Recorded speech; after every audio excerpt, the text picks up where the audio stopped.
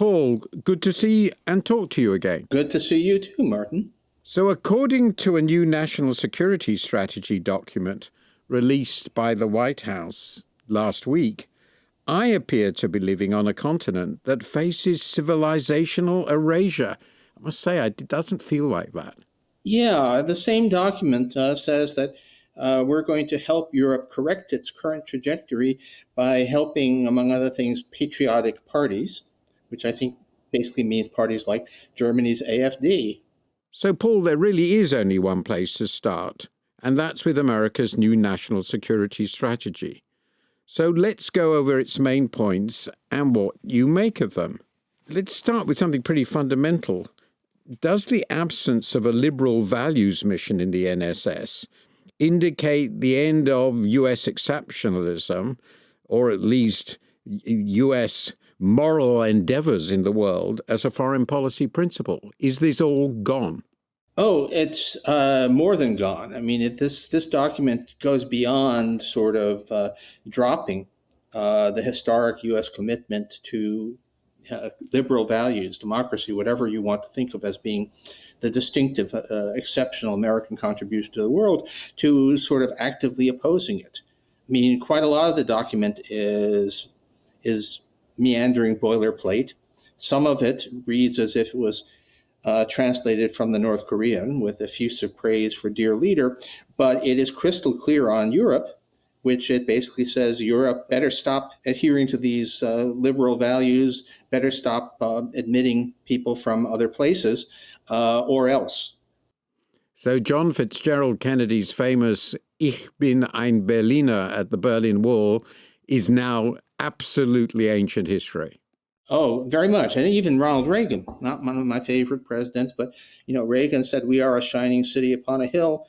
And that's definitely not the message that we're getting from this document. Now, one question before we get to this sort of body blow to Europe, which I certainly am interested and want to focus on, but I am quite intrigued by how this administration frames its competition with China. It clearly acknowledges the rivalry in tech, the economy, and military matters, but it doesn't stress any sort of ideological competition. It's really just a set of interests.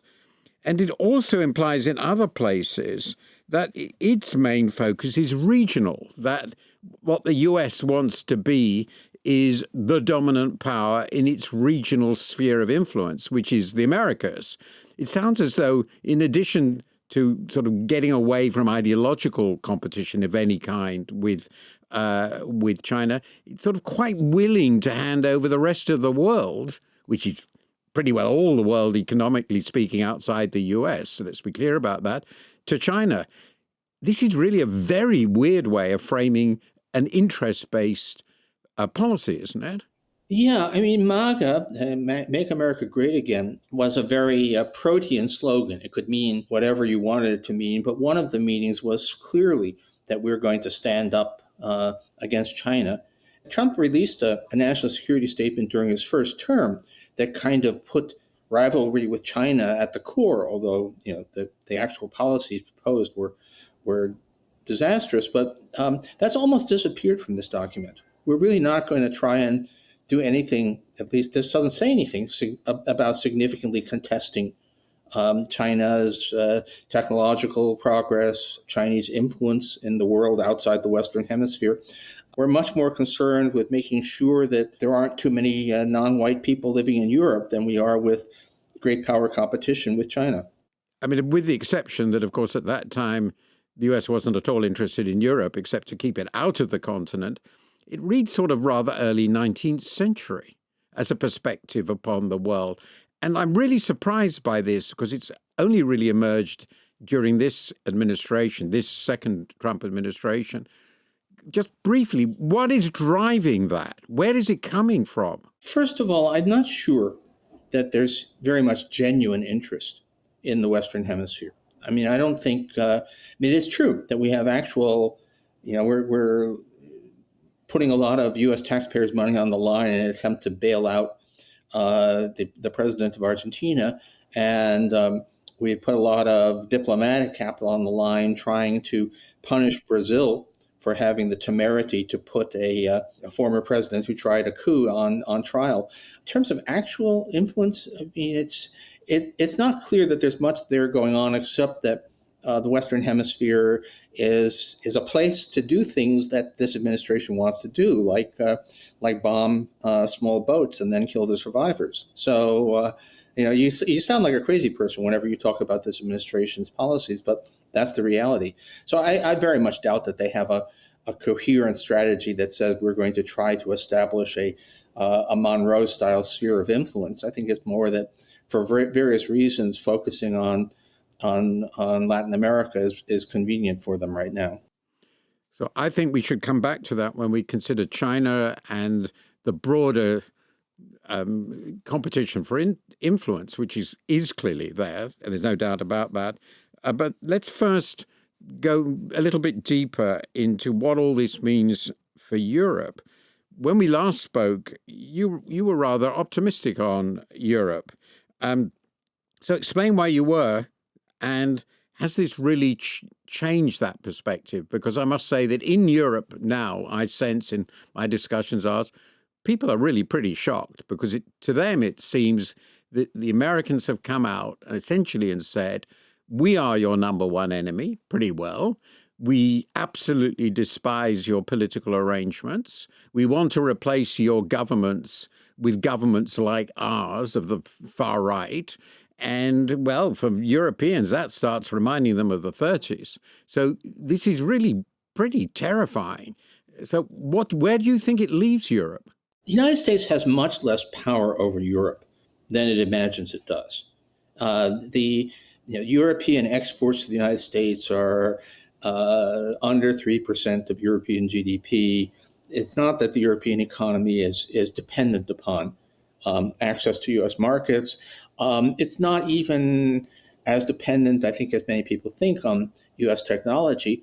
It has been dependent upon U.S. national security guarantees, but that's a choice. Europe's GDP is not very far short of America's. Europe certainly has the resources to be self-sufficient. So, in a way, this may all serve as a wake-up call, saying, "Hey, Europe, you're on your own. It's time to actually recognize your own strengths." And I still, if we get there, I'm actually doing a bit more sort of background work, and I'm even more skeptical of the Europe in decline narrative than I was a few weeks ago. People should have seen this coming in Europe, but it is still kind of shocking to see it out there in black and white. Well, they have learnt, haven't they? I refer to this as learned helplessness. After the war, people felt, the Second World War, people obviously were very grateful for American vital assistance in winning the war, and in creating and supporting the institutions of a new Europe, economic and political.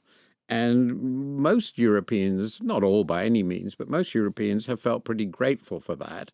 They've also quite liked not having to make all these difficult decisions. Now, suddenly, as it were, autonomy has been thrust upon them, to misquote Shakespeare. Obviously, they can. The resources are clearly there, but it could take a few years, and these could be very, very bumpy years. Well, yes, but what are we talking about here, really? The United States has complained that Europe does not spend enough on defense. Maybe we change that now that we think that Europe is the enemy. But Europe spends a little under 2% of its GDP on defense. The United States around 4%. 2% of GDP is not a huge. Extra 2% is not a huge burden. And it would take actually considerably less than that for Russia as a rival to Europe to be a joke, because Europe remains immensely wealthy. So the resources are there.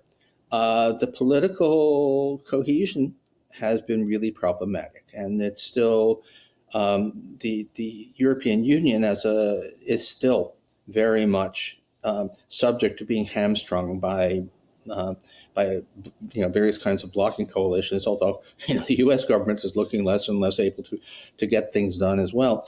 I don't think it takes as long as people think. One of those sort of random facts, who is the world's largest producer of artillery shells right now? The answer is Rheinmetall in Germany. Europe has rather quickly, in some aspects of just plain, raw military clout, already moved into a surprisingly strong position. So in terms of economic policy, talk about wider issues. If we were going to talk about accelerating the move towards strategic autonomy economically, what would Europe have to do? Obviously, they'd have to spend somewhat more on defense. I agree, something like a couple of percentage points of GDP. It would have to be, they'd have to get rid of a lot of the duplication, which they now have. So take advantage of scale. That's quite a big issue. But they did this famously in civil aviation, where Airbus has been a tremendous success, obviously. So they're used to doing things like that. There's going to have to mobilize more manpower. But, I mean, the EU alone, leaving aside the UK, has, I think, at least 3 to 4 times as many people as, I think it's about 4 times as many people as Russia. So that should be manageable. And Europe is the largest world trader in aggregate, I think, still. And so it will remain capable of forming worthwhile trade agreements with the rest of the world. And I suspect the rest of the world, and I've made this point before in other contexts, will want to minimize its complete dependence on just the US or China. And most of the countries in the rest of the world have a degree of freedom. So they're going to continue to want European markets and good relations with Europe because a third pole is desirable. Taken together, this doesn't look too bad, does it? There's a widespread perception that Europe has fallen very behind technologically, which is not exactly wrong, but I think in many ways misleading. It's Europe definitely has a much smaller footprint in information industries than the United States does. All of the big companies in that area are U.S. or Chinese. That quite a lot of the stuff, I mean, AI is being undertaken largely in the United States and in a different version in China. So those are important things. And there's a really strong case for some kind of European industrial policy, if only to enhance autonomy.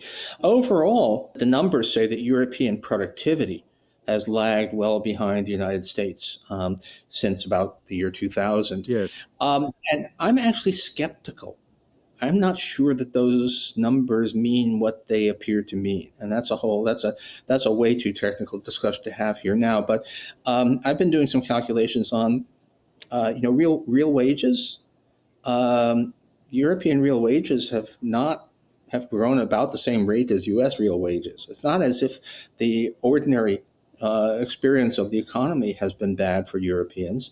And if we look at the application of modern technology in daily life, that's every bit as obvious in Europe today as it is in the United States. So it's not clear to me that Europe has, it's like there's a segment that Europe has fallen behind in.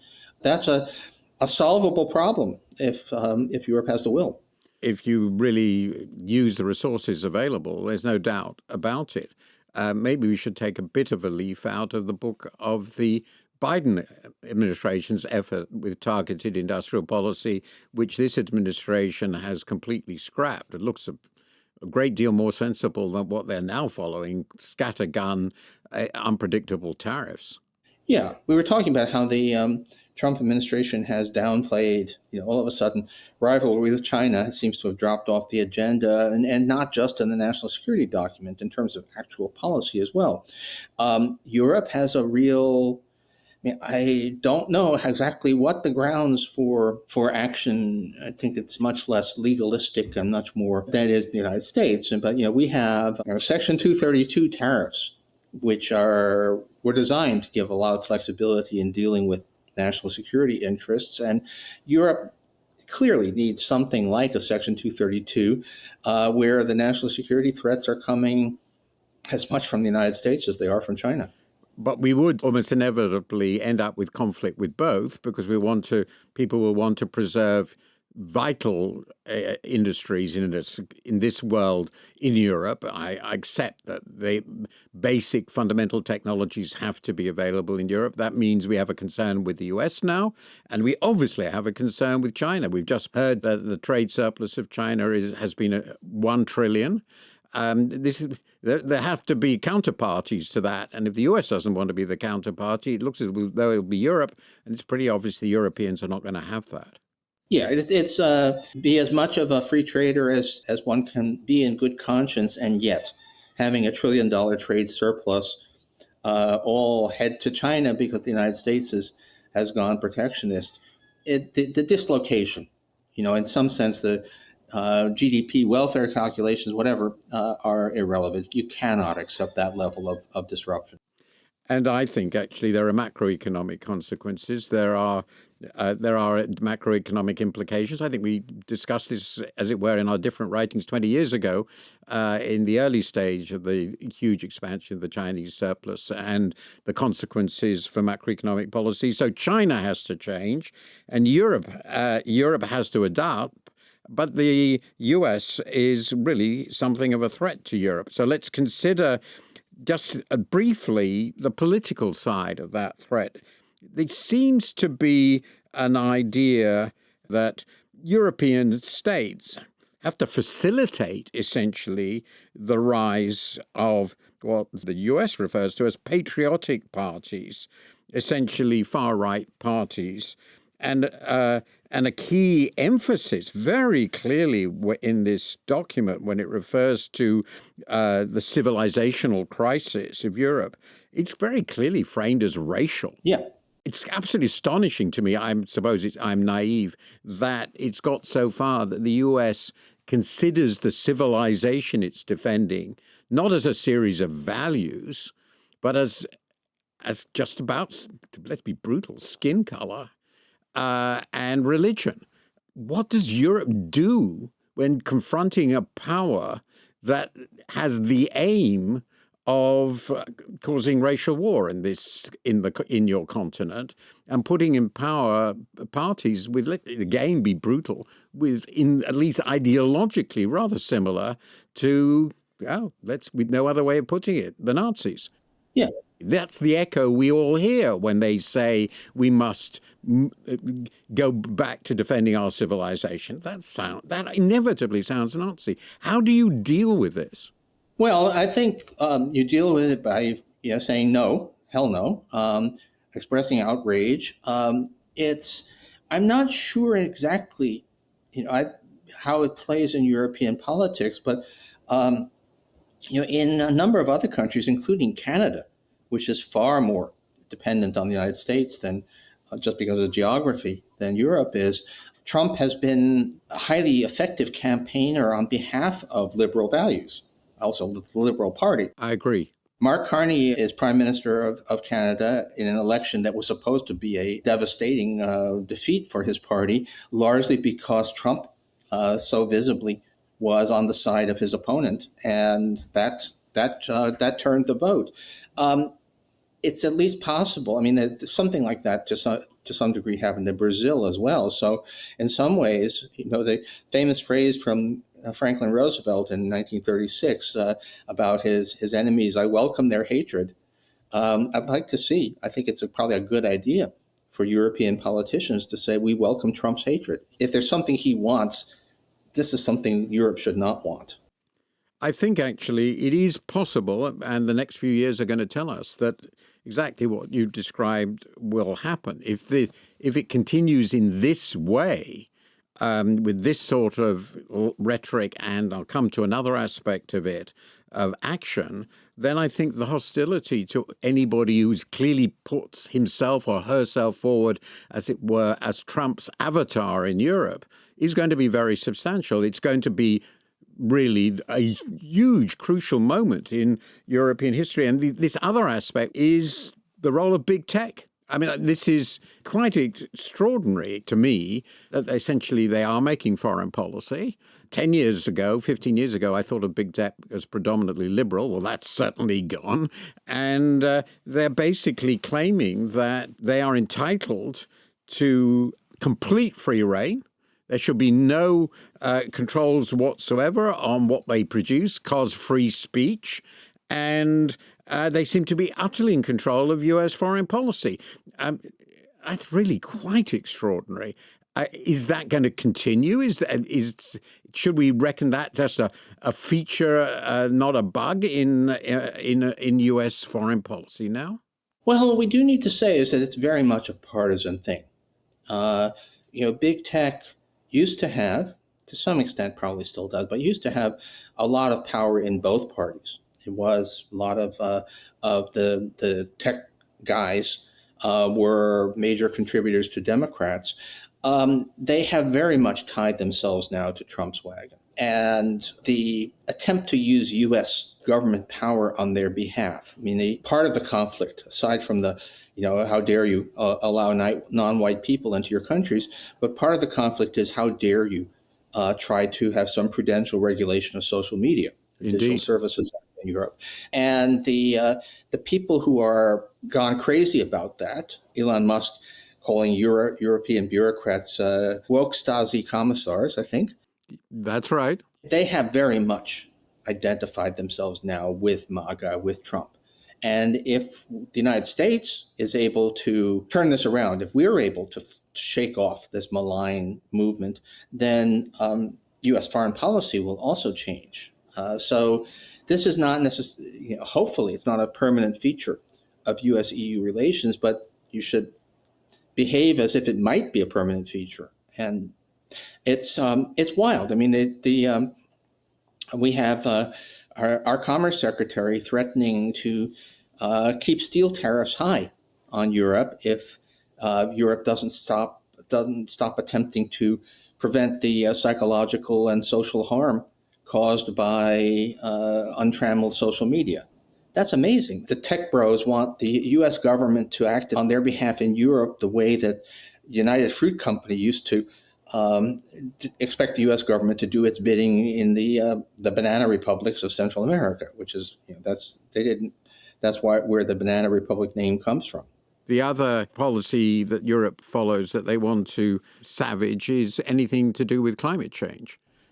This is, of course, seen increasingly by the world as essentially a war of the U.S. on the world, because most people recognize the importance of doing something about this. The worst about it is not simply that Europe is encouraging wind and solar power, but that it's working. Not great. Prices are a little high. There are some questions, but when you have Britain relying very, very heavily now on wind power, some of the European continental economies relying very heavily on solar power, the demonstration that you can actually do this is something that really, really annoys the American right as much as anything else.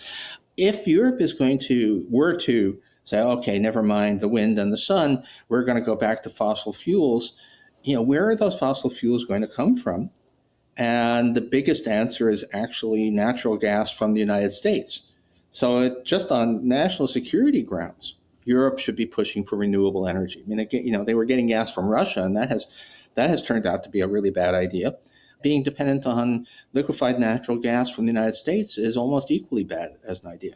Yes, I'm one of the attractive aspects of clean tech is that even Donald Trump can't stop the sun shining or the wind blowing. He'll try, but yeah. I think that's still beyond them. So it's time for a short break. And when we come back, we'll be talking about the battle for supremacy between the US and China, particularly economic supremacy, and whether China has already won. Generative AI is here to stay, and the transformation of the global information ecosystem is happening now. ProRata's suite of innovative AI solutions is igniting that change with a revolutionary model that gives content the respect it deserves while promoting a sustainable and trustworthy information ecosystem. Because when AI uses content, its creators deserve credit. Discover the future of fair and transparent content use in AI search at prorata.ai. So, let's talk about China and the US. You've argued that China isn't the world's number 2 economy, but is in fact already the world's number 1 economy. Can you explain that view? In terms of the dollar value of GDP. China is still number 2. But the overall price level is lower in China, which is a well-known thing. China is still per capita. It's a middle-income country, not a high-income country. And there's a well-established relationship, the Balassa-Samuelson effect, which people do not want to know about. But it is, in fact, pretty much uniformly the case that countries at a sort of middling stage of development tend to have cheaper non-traded services than countries at a more advanced level, and therefore the true volume of stuff they produce, the real quantity of goods and services they produce, is larger than you might infer from just looking at the dollar value of their GDP. And China, on a purchasing power basis, the economy is already substantially larger than the economy of the United States. The United States is still ahead, cutting-edge technologies, although that's a surprisingly fragile lead. And the Chinese have shown an awesome ability to catch up technologically, or at least catch up most of the way technologically in areas that they consider a priority. So I think there's really no serious question that at this point, China has the bigger economy. For investors, it's not as big a market because the dollar value of its GDP is smaller, but we're really not close. And everything that's happening on the ground in terms of support for science and technology, in terms of having any kind of coherent industrial strategy, says that the gap between China and the United States is going to get wider. One of the factors, obviously, is the rate at which countries invest. We know that quite a bit of Chinese investment is inefficient. But quantity is quality to some degree. And if you look at China's annual dollar savings, it's even bigger in gap in PPP terms. They're actually as big as US and Europe together. Now, assume that a lot of that is wasted, and quite a lot of that is wasted in buying really pretty poor assets because of this huge trade surplus of theirs.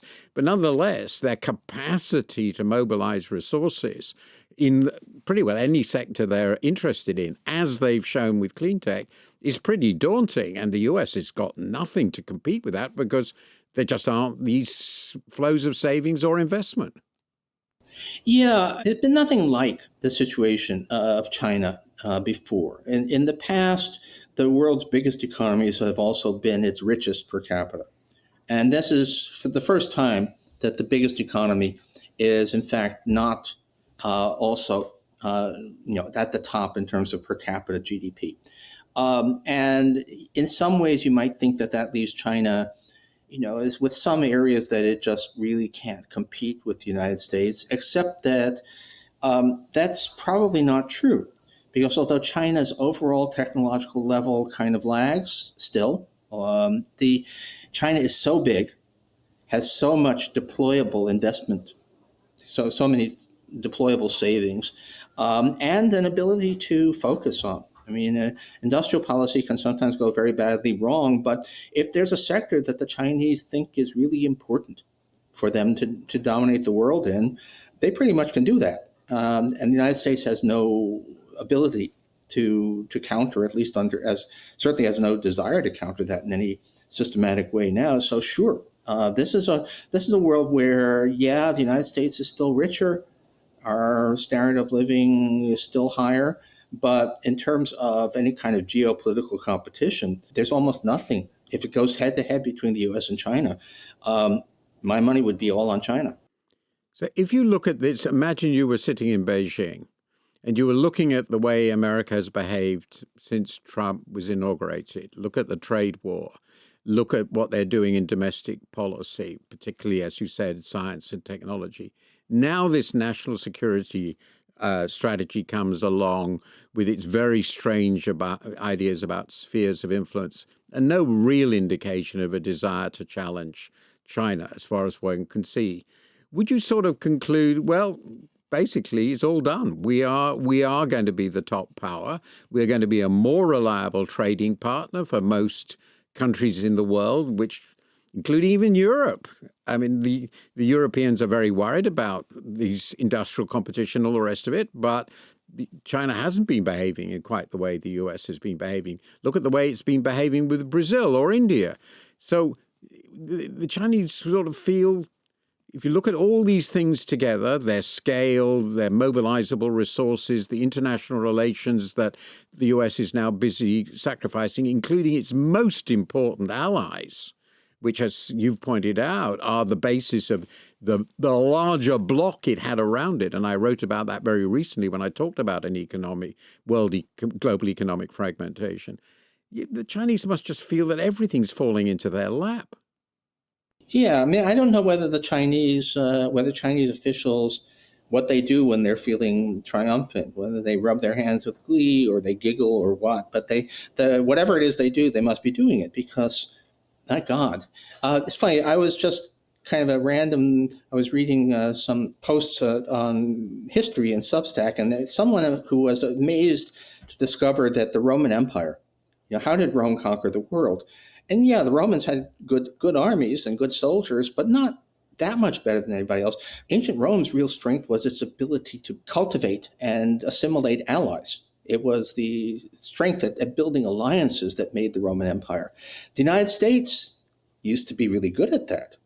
We were the leader of the free world, and it's still true, as I wrote in the piece that appeared just before we had this conversation, that the former free world collectively is still a much bigger economic power than China. But the United States has just declared that large parts of what we used to call the free world are actually our enemies.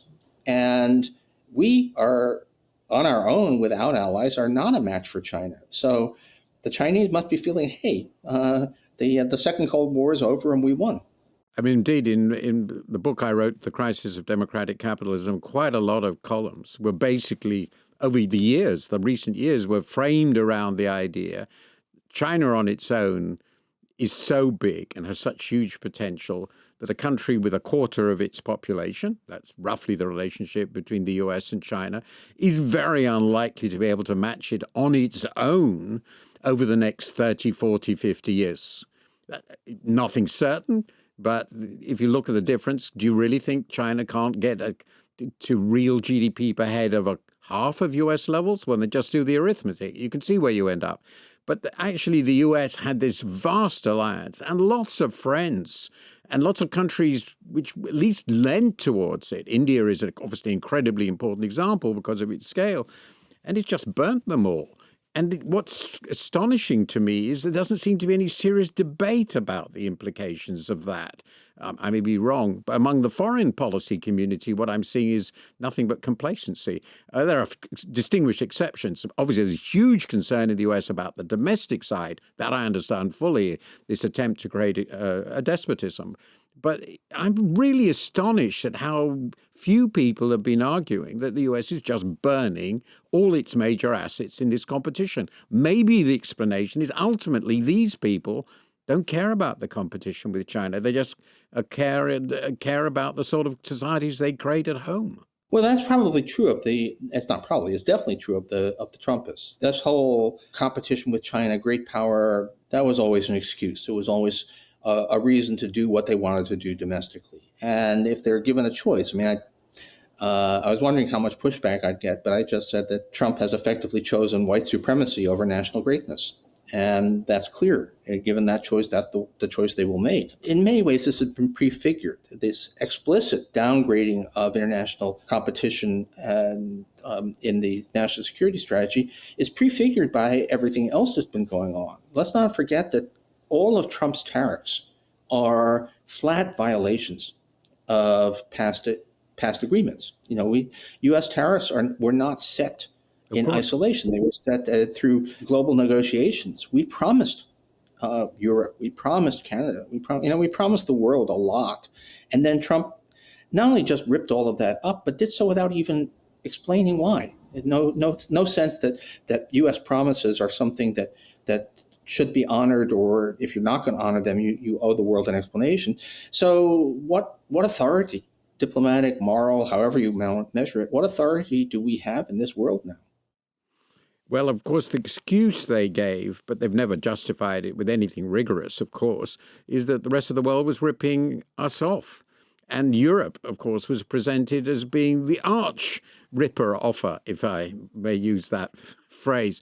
And that is obviously part of what justifies the view, which seems to be very clear now, that Europe, which always has considered itself sharing values with the US and objectives and aims, is actually the enemy. This very, very strong sense of grievance. So the white nationalism is clearly important, but the other point, at least with Donald Trump himself, I don't know with the others, is this very profound sense of this incredibly powerful and on the whole successful country, that it's been ripped off. Again, that's a psychological problem, isn't it? I mean, it's nothing, you can't really interpret that coming from this country, of all countries, as a sort of credible position. Yeah, especially, even if you buy the bad economics of Trumpism, the belief that bilateral trade imbalances mean that you're being ripped off by the other guy, and if they sell more to you than you sell to them, that means that somehow or other that you're subsidizing their economy. It makes no sense, but that is what Trump has often said. But the European Union, if you include exports of services as well as goods, EU-US trade is almost balanced. We don't even actually have a big trade deficit with Europe. So even on Trumpian economics, it makes no sense at all. But the facts have a well-known liberal bias, I guess, or something. It is. I think ultimately the sense of being ripped off here comes more from we don't like the fact that the Europeans still have the values that we used to have, and then we're going to make up some other story to justify our hostility. Now, in this world that we are envisaging, I think we've considered this before, but I thought about it some more.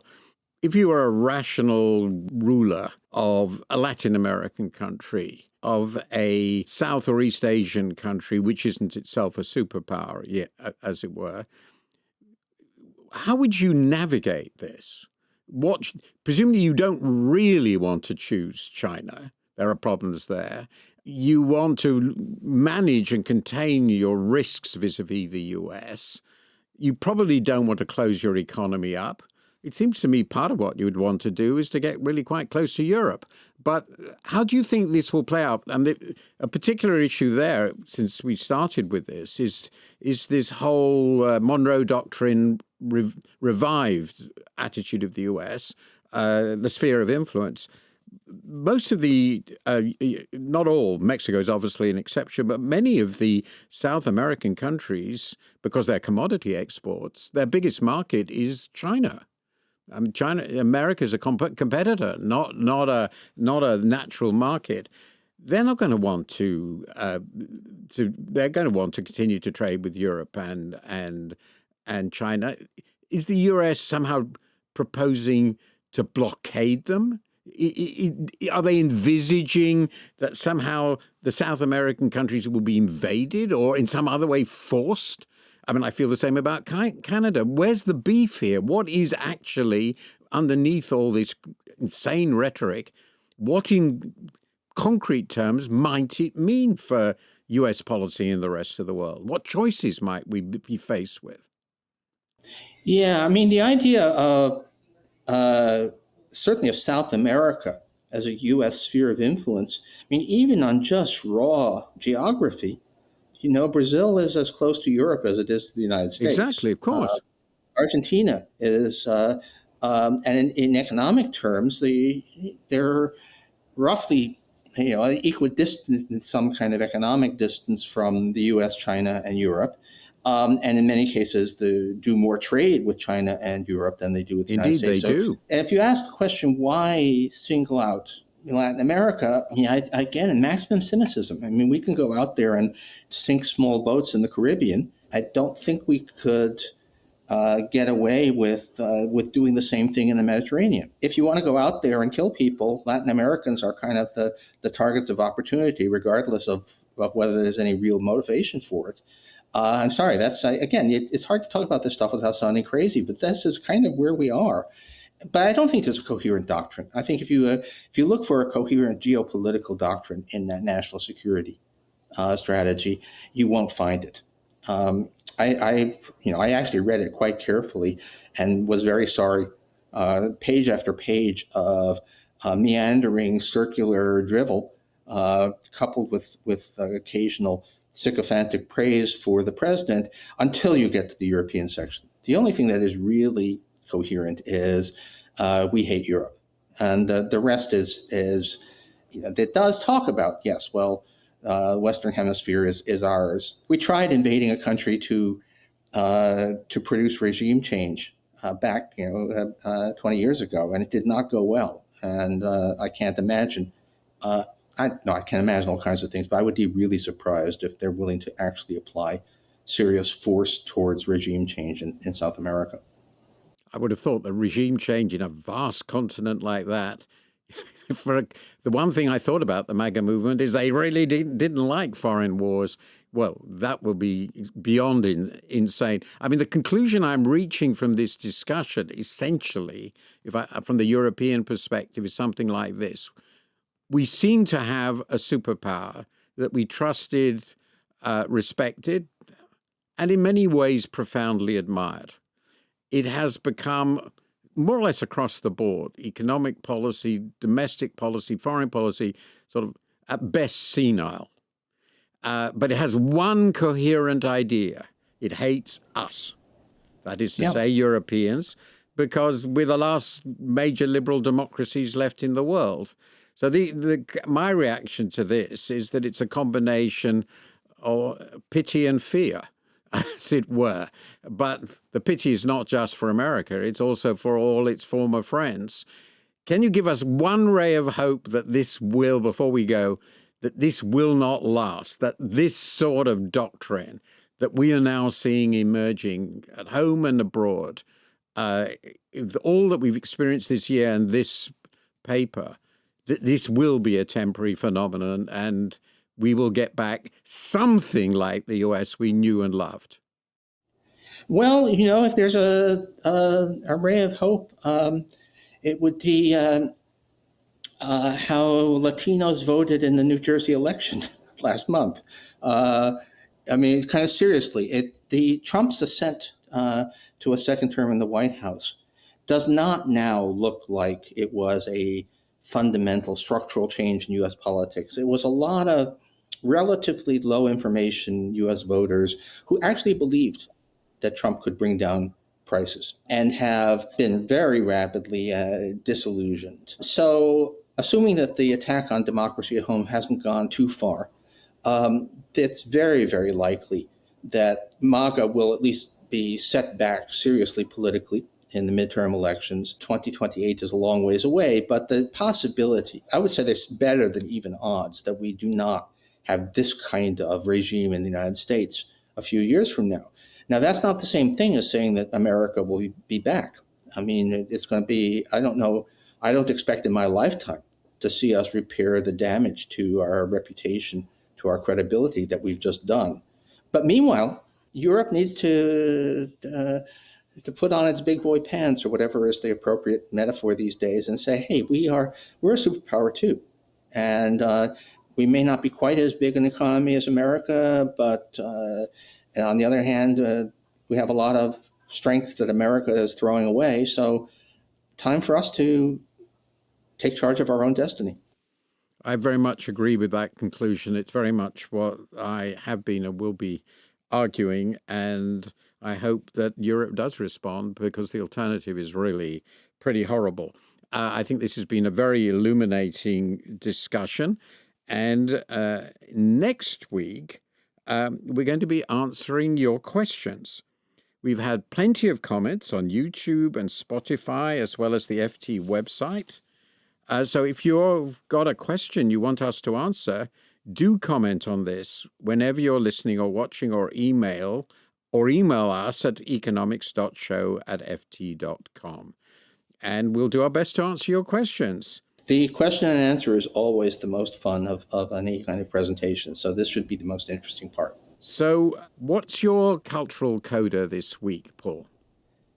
Okay. It is funny. I was searching for something, and then discovered, as I often do, that I had already used it, but for the Substack. But I'll bring it back. And for once, I'm going to do classical music. There was a magnificent performance of Beethoven's The Ode to Joy, and it held it in a vast public square in Maastricht a few years ago. Andrew Yu conducting, and there's something about it. There are a lot of YouTubers, lots of panning to the crowd, and there are people weeping, as they should be. Let's try to remember all the great things that actual Western civilization, not the caricature of it that the Trumpists has done, and reclaim and move it forward.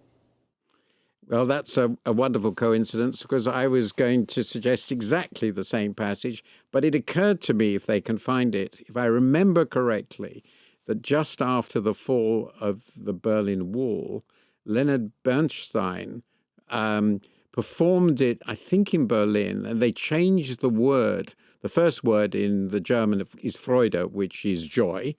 But I think he did a performance in which the first word was Freiheit, freedom.